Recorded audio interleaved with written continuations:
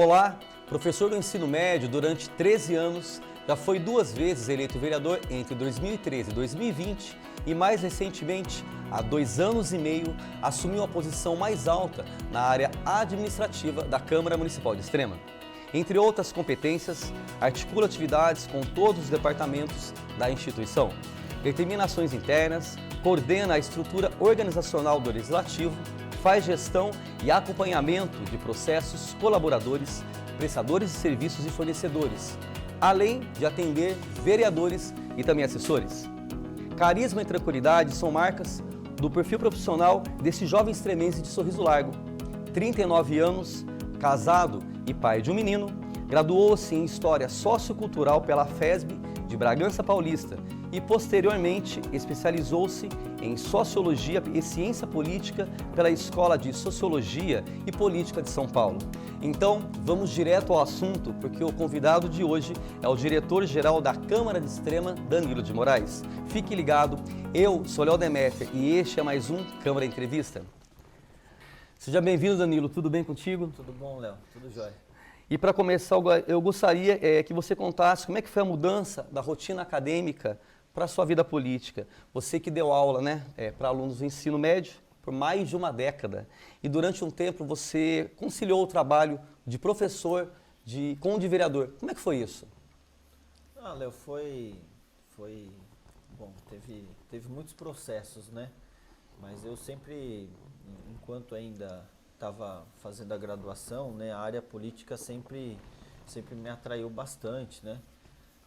Sempre foi uma área que eu gostei, até a conclusão do trabalho na graduação foi focado na área política também, né? E depois que eu terminei a graduação e comecei a lecionar, eu acabei participando de alguns conselhos, né? O Conselho do Fundeb, o Conselho de Educação Municipal, antes de pensar em ser candidato, né? De fato, eu comecei a, talvez, assim, desenvolver algum interesse em ser candidato, mas no ano anterior mesmo da eleição. Eu gostava de política, mas não me via como um candidato, né? Então, isso acabou acontecendo. E depois de ter sido eleito, eu tive que adaptar, né? Então, assim, eu deixei muitas aulas, né? Eu lembro que no primeiro ano, no ano da campanha, eu estava em 3 escolas, então eu precisei, eu saí de uma escola, diminuir a carga horária nas outras, para ir adaptando, mas eu nunca deixei de dar aula, né? Eu comecei a dar aula no finalzinho de 2008 e até 2021, até o final de 2021 eu estava dando aula ainda, né? Então esse tempo todo que eu tive na Câmara, como vereador, eu continuei, né, lecionando, e até o primeiro ano como diretor aqui eu ainda estava lecionando, mas começou a ficar muito pesado, porque eu dava aula antes de vir para cá, né, de manhãzinha, mas aí a vida familiar começou a ficar um pouco difícil, porque a escola sempre demanda muito, né? Então, eu estava trabalhando, né, de manhã, tarde e noite, às vezes final de semana também, por conta de tarefas, né, tanto da política quanto da sala de aula, então eu tive que me afastar um pouquinho da sala de aula. Então, eu estou aí há 1 ano e meio longe da sala só, né? Danilo, o que te levou a querer concorrer uma vaga no Legislativo? Nossa, Léo, tem que puxar um pouco aqui no HD, né? Mas eu lembro assim, eu gostava, né, de política, de conversar, de discutir, de debater. E aí eu lembro que na época eu estava associado aí a algumas pessoas, né, na política, alguns amigos, né? Que a gente compartilhava algumas ideias, e acho que foi sobretudo isso, né, para tentar somar com o grupo, né? Não sei como que vai soar isso para as pessoas, mas eu nunca tive um sonho de ser vereador, né? Acabou acontecendo pelo meu interesse pela política, e eu queria ajudar o pessoal, eu queria ajudar o grupo, e a questão é que o processo da campanha foi acontecendo, né? Minha candidatura foi crescendo, e as pessoas acreditaram no projeto e acabei sendo eleito, né? Eu diria que é isso, né? Com a ajuda de muitas pessoas, com a contribuição de muitas pessoas, né? E aí foi isso, né? Eu acabei entrando como vereador, depois, né, com a recandidatura, né, consegui ser reeleito, e foi isso. Tá.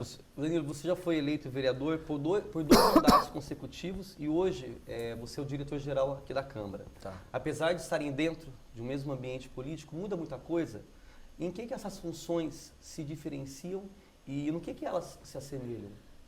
Eu diria assim, Léo, muda completamente. Completamente. O vereador, eu acredito assim, com exceção talvez do presidente da Câmara, os vereadores não conhecem muito a estrutura, o funcionamento interno da casa. Até porque essa não é a função, né? A função do vereador é, de fato, estar em contato com a população, pensar a questão do município, né, da gestão municipal como um todo, né, com foco na população. Não é o foco administrativo interno da casa, né? Então, assim, é uma mudança muito grande, muito importante, né? E eu diria que são atividades completamente distintas, sabe?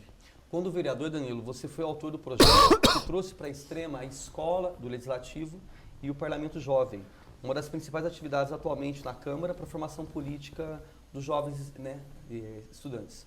O que te motivou a trazer a escola do Legislativo e qual a importância desse projeto para os jovens e para a Câmara? Eu acho assim, com um certo orgulho aí, eu diria que é como se fosse um filhotinho meu ali, né? Assim, uma das coisas que eu mais orgulho de ter trabalhado, né? De ter dedicado tempo.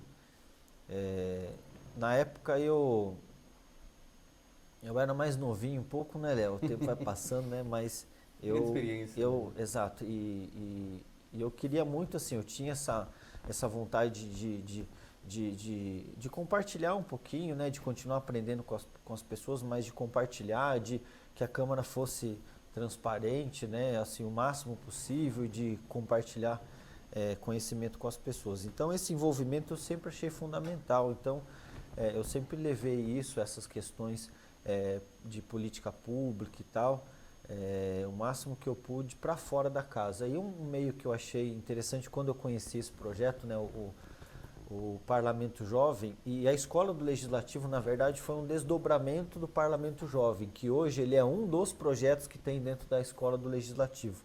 Mas a Escola do Legislativo, ela nasceu a partir do Parlamento Jovem, que é o projeto da Assembleia, né, do Estado de Minas, de várias cidades. Ele vem crescendo aí ao longo dos anos.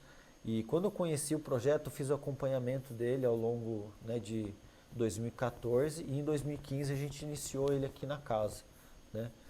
E aí foi um projeto assim, um projeto maravilhoso. Ele está em vigência até hoje, eu diria que é o carro-chefe aí da casa, e eu me orgulho muito. E na época, né, em 2015 eu comecei a cursar, né, ciência política, e aí casou também, né, eu fazendo uma especialização em ciência política, né, eu pude trazer muita coisa para cá, né, para casa, né, nesse sentido. O Legislativo, Danilo, encerrou o primeiro semestre de 2023 com resultados muito positivos. Mais de uma centena de projetos analisados e votados. 3 importantes eventos realizados, como, por exemplo, Mulher Destaque e o Heróis da Pandemia, certo, além de palestras e treinamentos. Queria te perguntar que avaliação que você faz desses primeiros 6 meses aqui do Legislativo. Sabe, Léo, que de uma certa forma, assim, a função nossa, né, do administrativo, né, nós como todos os funcionários da casa, é de fato dar um suporte para a parte política, né, para os assessores, sim, e sobretudo para os vereadores.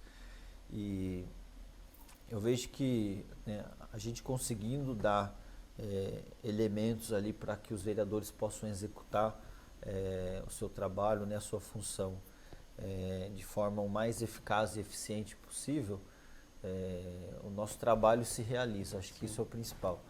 Mas eu vejo que talvez assim, né, de todos os trabalhos e os projetos que estão em andamento, não sei se dá para a gente discutir, sim, isso, mas acho que um ponto bastante importante que eu vejo assim, que é um crescimento institucional da casa, né? A gente realizou no ano passado o concurso público. A gente teve toda uma novela, porque esse concurso ele começou a ser pensado em 2020, aí teve a pandemia.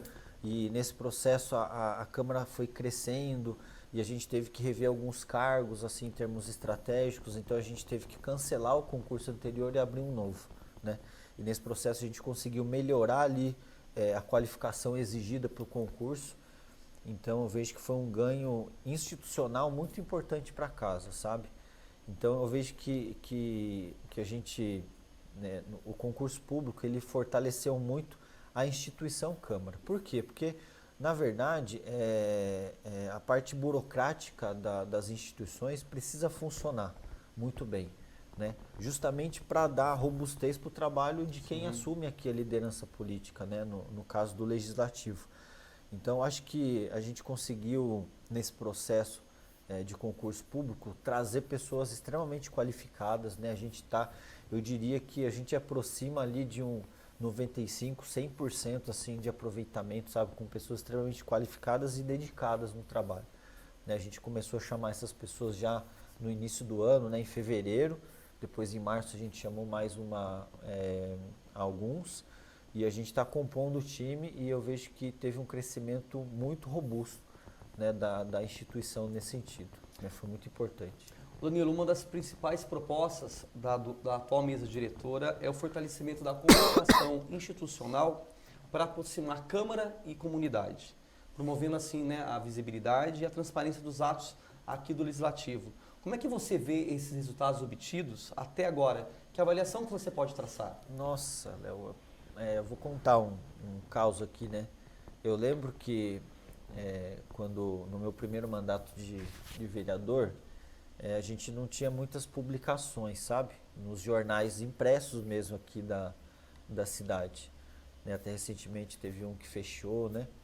E eu lembro assim, eu pegava um pouquinho ali do dinheirinho meu ali e eu pagava, né, do meu bolso para fazer publicação no jornal, para divulgar a audiência pública. Então assim, nem isso naquela época a gente tinha muito, lá em 2013, 2014, sabe? Que as publicações eram ou muito ruins ou muito pequenas e tal.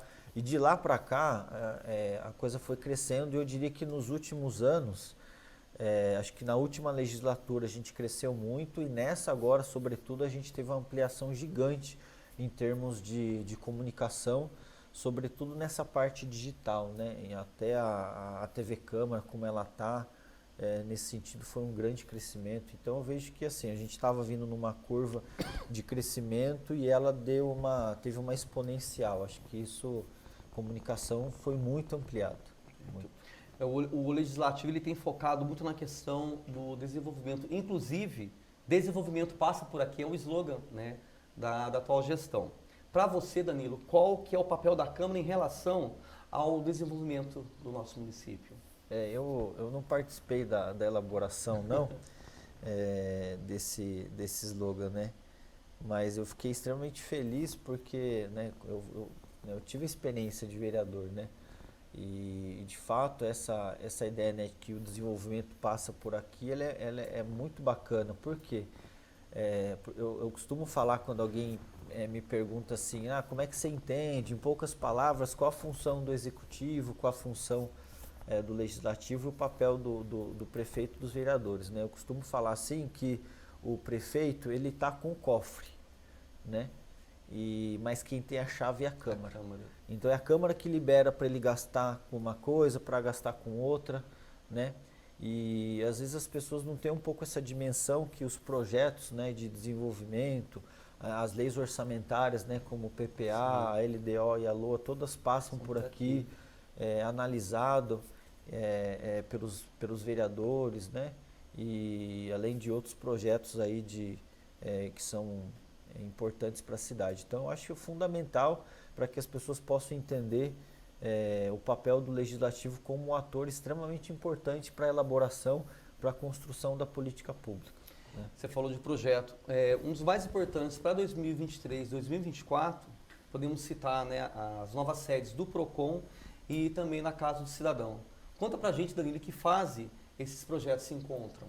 Tá, Léo, a gente teve aí alguns atrasos, né, em relação à aquisição do terreno. Depois a gente teve alguns atrasos em relação a aprovação no Corpo de Bombeiros, ou mesmo da normalidade do Prefeitura. processo democrático, né? Foi um pouco demorado, mas a gente conseguiu, né, a aprovação do Corpo de Bombeiros, da Prefeitura, a gente acabou atrasando um pouquinho a análise lá, mas esse processo caminhou, o projeto está pronto, né, da nova sede da Casa do Cidadão. O engenheiro responsável pela obra, né, pelo projeto, aliás, ele vai entregar para a gente na semana que vem o projeto pronto.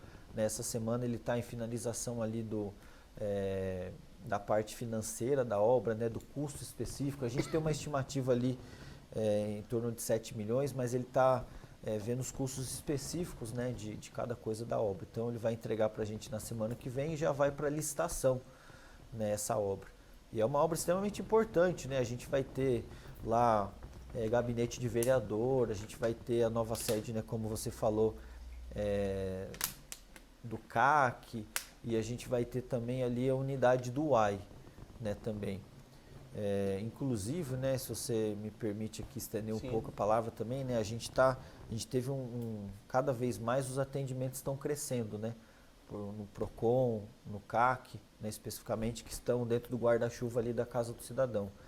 E aí, por conta desse crescimento, a gente teve que contratar mais profissionais, e até que ficou pequeno lá a casa onde está hoje, né, a Casa do Cidadão, ali na João Mendes. Então a gente fez o quê? A gente alugou mais um local, a gente está separando, né, o PROCON ele vai ficar em um prédio e o CAC vai ficar no mesmo prédio que ele está hoje. São 2 quadras para cima, ninguém vai se confundir, vai todo mundo conseguir chegar, uma área mais central até do que o CAC, né? Muito. Então a gente está numa ampliação aí dos atendimentos para atender essa demanda que está chegando cada vez mais, né?